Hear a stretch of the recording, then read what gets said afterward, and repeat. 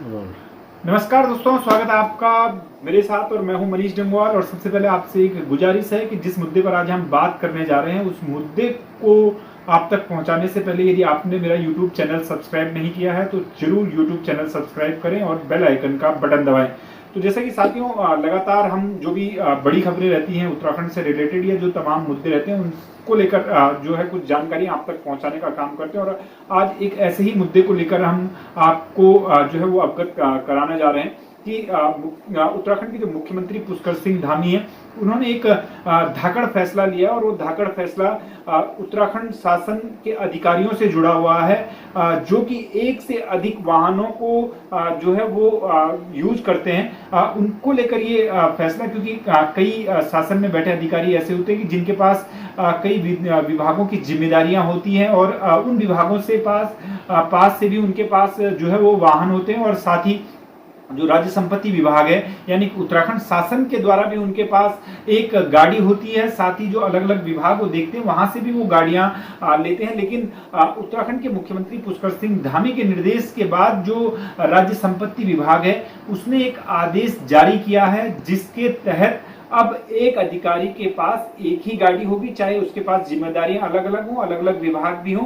तो उन गाड़ियों को जो है वो जो अधिकारी हैं उनको वापस करना पड़ेगा। और मुख्यमंत्री पुष्कर सिंह धामी के इस फैसले की जो है वो सराहना भी हो रही है। सत्ता पक्ष से लेकर जो विपक्ष है वो भी इस बात की सराहना कर रहा है कि प्रदेश का जो खजाना है यानी कि आम जनता को जो पैसा है, जो खजाना आम जनता का है, उससे यदि अगर फिजूल खर्ची रोकने हैं और अगर इस तरीके से कदम उठाए जाते हैं सरकार के द्वारा या मुख्यमंत्री के द्वारा, तो सीधे तौर से उन फैसलों का जो है वो स्वागत किया जाना चाहिए। और इसी तरीका का एक फैसला है जिससे फिजूल खर्ची रोकी जा सकती है, जिसकी सराहना जो है वो हो रही है। लेकिन इस बीच एक और मांग उठी है और वो मांग है मंत्रियों को लेकर, क्योंकि मंत्रियों के पास भी जो जिम्मेदारी होती है राज्य संपत्ति विभाग के पास, उनके पास भी एक वाहन जो है वो होता है। लेकिन उसके अलावा विभागों से मंत्री भी जो है वो वाहन लेते हैं। और इसी चीज को लेकर एक मांग जो है वो भाजपा के भीतर से ही उठी है कि सबसे पहले माननीय मुख्यमंत्री जी को दिल से आभार व्यक्त करता हूं और धन्यवाद ज्ञापित करना चाहूंगा कि कम से कम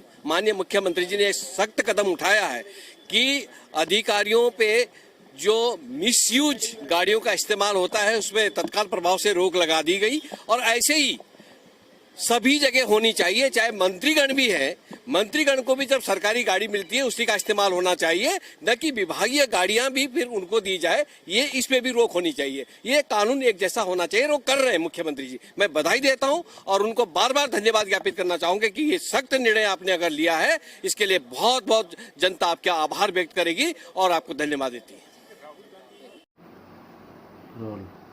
जैसा कि आपने सुना, खजानदास को साफ तौर से वो मांग कर रहे हैं कि वास्तव में जो नियम जो शासन में बैठे अधिकारियों के लिए बन रहे हैं वही नियम यदि अगर मंत्रियों के लिए भी बनते हैं तो फिजूल खर्ची को और बचाया जा सकता है। लेकिन सबसे बड़ी बात यह कि भाजपा विधायक की इस मांग को लेकर क्या कुछ अब आगे जो है वो मुख्यमंत्री सोचते हैं। लेकिन फिलहाल अगर कांग्रेस की बात करें तो अमूमन देखा जाता है कि सरकार जब भी कोई फैसला लेती है विपक्ष उन फैसलों से संतुष्ट नहीं होता है। लेकिन प्रदेश की आर्थिकी से जुड़ा हुआ मामला है, क्योंकि सभी को पता है कि उत्तराखंड की जो आर्थिकी है वो जो खर्चों के हिसाब से काफी ज्यादा है, क्योंकि छोटा प्रदेश है, इनकम प्रदेश की कम है, खर्चे ज्यादा है। तो इस लिहाज से विपक्ष भी इस मुद्दे पर जो है वो सरकार के साथ नजर आ रहा है। और कांग्रेस के जो प्रदेश अध्यक्ष करण मेहरा है उनका साफ तौर से कहना है कि सरकार का ये फैसला यानी कि स्वागत योग्य है। अगर फिजूल खर्ची रोकने के लिए इस तरीके से आदेश जारी हुआ है तो ये एक अच्छा निर्णय है। और साथ ही करण मेहरा का ये कहना है कि अभी तक उत्तराखंड में खबरें मिलती रही हैं कि कुछ अधिकारियों की गाड़ियों में यदि अगर कुत्ते घूम रहे हैं तो वो भी फिजूल खर्ची में जो पैसा जा रहा है। दूसरी तरफ कई अधिकारी सब्जी लेने के लिए भी सरकारी वाहन का इस्तेमाल करते हैं। तो इसलिए करण मेहरा का कहना है कि ये स्वागत योग्य फैसला है, लेकिन जो आदेश हुआ है उसका 100% पालन हो, तभी इस आदेश की जो है वो जो प्रभाव होगा और शासन या सरकार के फैसले की तारीफ होगी या मुख्यमंत्री के फैसले की तारीफ होगी अगर इसे लागू पूरे तरीके से 100% कराया जाता है। लेकिन क्या कुछ करण मेहरा का कहना है वो भी आप सुन लीजिए। तो ये अच्छी बात है, ये स्वागत योग्य कदम है। मितव्ययता होनी चाहिए, जो राज्य का पैसा खर्च ना हो। बीच में ऐसे वीडियोस भी थे जिसमें कुत्ते घुमाने के लिए भी गाड़ी थी, सब्जी लाने के लिए अलग गाड़ी थी, वो नहीं होना चाहिए। लेकिन अगर राज्य के हित में कुछ पैसा अगर खर्च किया जा रहा है तो उसमें कोई हर्ज नहीं है, लेकिन उसका दुरुपयोग नहीं होना चाहिए। तो जैसा कि सत्ता पक्ष और विपक्ष के बयान आपने सुन लिए हैं, दोनों इस फैसले से सहमत नजर आ रहे हैं। लेकिन अब देखना ही होगा कि आखिरकार जो आदेश जारी हुआ है उसके मुताबिक अधिकारी जो हैं वो एक ही वाहन का इस्तेमाल करते हैं या नहीं। लेकिन हालांकि आदेश जो जारी हुआ उसमें स्पष्ट है कि यदि अधिकारियों के पास एक से ज्यादा वाहन है तो उन्हें लौटाने होंगे, और यदि अगर वो जो है किसी विभागीय गाड़ी का इस्तेमाल कर रहे हैं तो उनको वो भी वापस करनी होगी। और साथ ही सीधे तौर से जिस तरीके से भाजपा के विधायक खजानदास फिजूल खर्ची रोकने को लेकर मंत्रियों के वाहनों को भी कम करने की मांग कर रहे हैं, या जो वाहन विभागों से मंत्रियों ने लिए उनको कम करने की मांग कर रहे हैं या हटाने की मांग कर रहे हैं, तो ये मांग भी कहीं ना कहीं एक तरफ से जायज नजर आ रही है।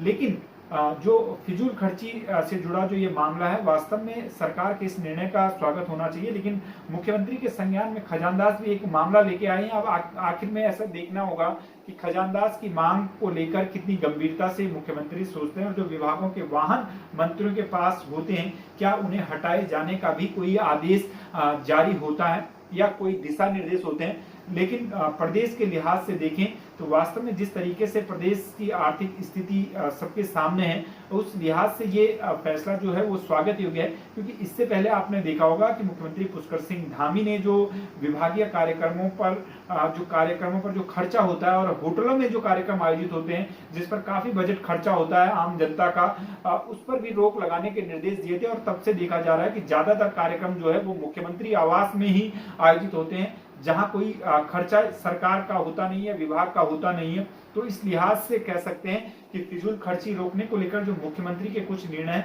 वो जो है वो काबिले तारीफ है। लेकिन देखना ही होगा कि कितना अमल अब वाहन वाले मामले में होता है। तो सीधे तौर से अगर आपको ये वीडियो अच्छा लगा हो तो ज्यादा से ज्यादा शेयर करें। और जैसा कि मैंने वीडियो शुरुआत करने से पहले ही कहा था कि अगर यदि आपने मेरा चैनल जो है वो सब्सक्राइब नहीं किया है, बेल आइकन का बटन नहीं दबाया, तो जरूर चैनल को सब्सक्राइब करिए।